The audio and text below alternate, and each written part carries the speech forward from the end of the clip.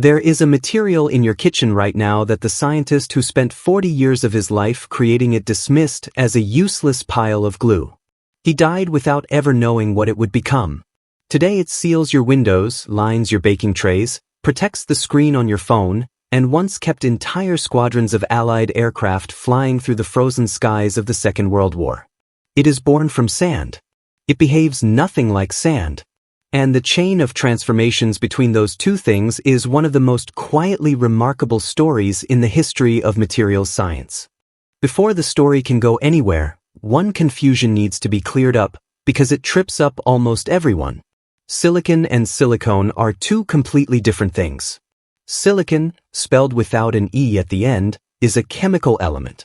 It is a hard, gray, metallic solid, the second most abundant element in the Earth's crust, and it is the material that makes the processor inside your phone work. The reason the technology capital of America is called Silicon Valley is because of this element. It is everywhere, locked inside rocks, sand, and soil. Silicone, spelled with an E, is something else entirely. It is soft, flexible, heat-resistant, and chemically stable. It does not exist anywhere in nature in that form. Every gram of it has to be manufactured by human beings from scratch. And the journey from a grain of beach sand to the rubbery seal around your kitchen sink involves a chain of transformations that is genuinely surprising. The process begins at the beach, or more accurately at a quarry of quartz sand, which is essentially silicon atoms bonded tightly to oxygen atoms in a compound called silicon dioxide. To pull the silicon free, workers combine that sand with carbon inside an electric arc furnace heated to roughly 1,800 degrees Celsius. At that temperature, the carbon strips the oxygen away from the silicon and escapes as a gas, leaving behind silicon that is nearly 99% pure. That silicon is then ground into a fine gray powder. But that powder is still not silicone. It is only the raw ingredient, in the same way that wheat is not yet bread. The transformation that turns it into something remarkable is called the direct process, and it was developed independently in the 1940s by two chemists working on opposite sides of the Atlantic, Richard Müller in Germany and Eugene Rochow in America. In the direct process, a gas called methyl chloride is blown through the heated silicon powder at around 300 degrees Celsius, with a small amount of copper added as a catalyst. The copper acts as a chemical matchmaker, helping silicon atoms bond with small carbon-based groups. The compound produced from this reaction is called dimethyl dichlorosilane, and it is the critical intermediate step where silicone's distinctive skeleton first takes shape. The mixture produced by the direct process is not yet a single pure compound. It is a jumble of different molecules that all need to be separated out through careful distillation, heating the mixture slowly and drawing off each fraction at its own specific boiling point, much the way a distillery separates alcohol from a fermented liquid. Only once the right molecule has been isolated can the next step begin. That next step involves something almost anticlimactic: water. The moment water is introduced to dimethyl dichlorosilane, the chlorine atoms depart as hydrochloric acid and the remaining molecular fragments spontaneously link together into long repeating chains. Those chains are called polydimethylsiloxane, or PDMS, and they are the structural foundation of every silicone product ever made. Look at that chain and you will notice something striking. It alternates between silicon atoms and oxygen atoms in a continuous repeating sequence. Silicon, oxygen, on and on without interruption. That is almost exactly the same chemical pattern found in rocks, sand, and glass. Silicone is, in a very real sense, a soft and flexible cousin of stone.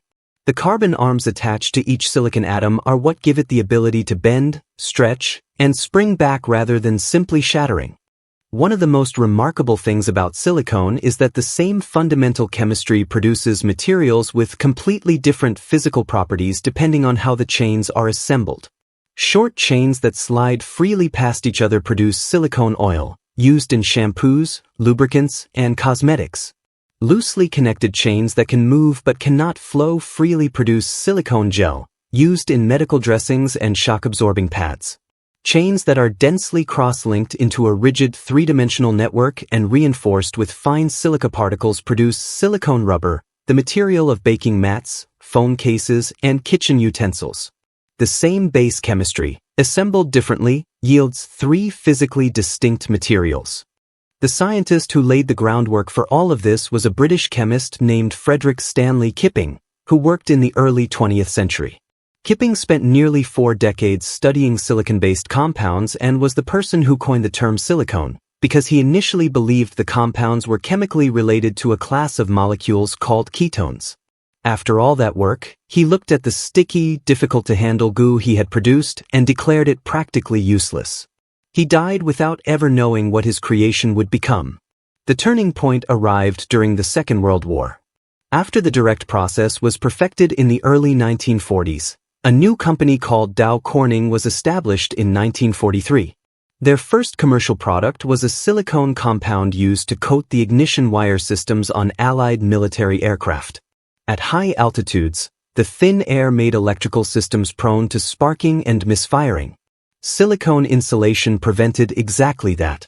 The material a scientist once dismissed as worthless was quietly helping keep warplanes in the sky. The silicon-oxygen bond at the heart of silicone is stronger than the carbon-to-carbon bonds that form the backbone of most ordinary plastics.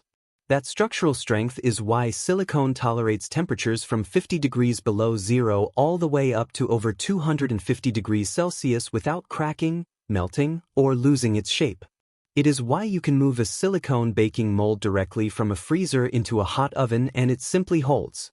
From a grain of beach sand, through an electric arc furnace, through the direct process, through distillation and water, and finally into the flexible chains that make up the material itself.